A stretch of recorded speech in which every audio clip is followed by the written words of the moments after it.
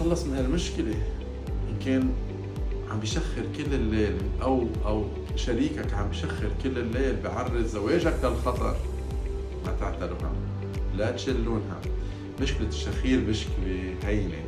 هلأ بالسطحيا مشكلة مزعجة لأنه الصوت بيأذينا، إنما يلي نحن بنخاف منه تكون دليل على مشكلة أكبر هي انقطاع النفس الانسدادي. كيف فينا نعرف؟ هينة كتير.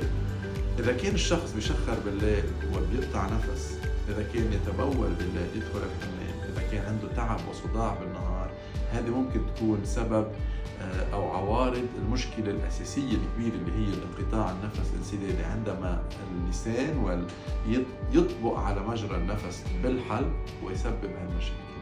انقطاع النفس الانسدادي مشكلة كبيرة بتؤدي لمشاكل بالقلب، لارتفاع السكر، ارتفاع الضغط، ولازم ننتبه لها.